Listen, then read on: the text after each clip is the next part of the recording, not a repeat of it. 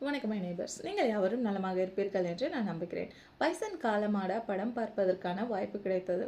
அந்த படத்தில் வந்த காட்சிகள் அனைத்தும் மனதை ரணமாக்கியது. அதற்கு முக்கிய காரணம், நான் தமிழ்நாட்டில் தான் வளர்ந்தேன்.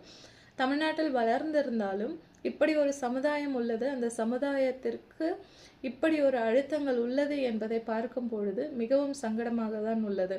மனிதர்கள் மனிதர்களாக மதிக்கவில்லை, அவர்களை நடத்தவில்லை என்பது ஒரு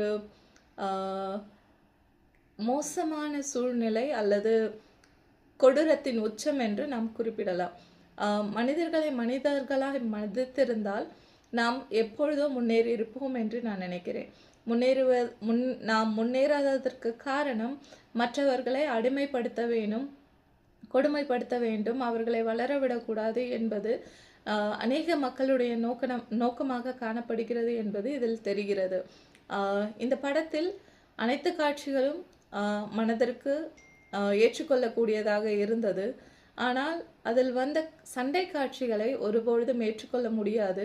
அது வரும் சமுதாயத்தை மோசமான ஒரு சூழ்நிலையில் தள்ளும் என்று நான் நினைக்கிறேன். அது மாரி செல்வராஜ் அவர்களுக்கு மட்டுமல்ல, லோகேஷ் கனகராஜ், புதிதாக வருகிற இயக்குனர்கள் அல்லது பழைய இயக்குனர்கள் யாராக இருந்தாலும் சண்டை காட்சிகளை மிகவும் மோசமாக வைக்காதீர்கள். வரும் தலைமுறைகள் மிகவும் ஆக்ரோஷமாக காணப்படுகிறார்கள். உங்களுடைய சண்டை காட்சிகள் அவர்களுடைய எண்ணங்களை ஒருபொழுதும் மாற்றக்கூடாது.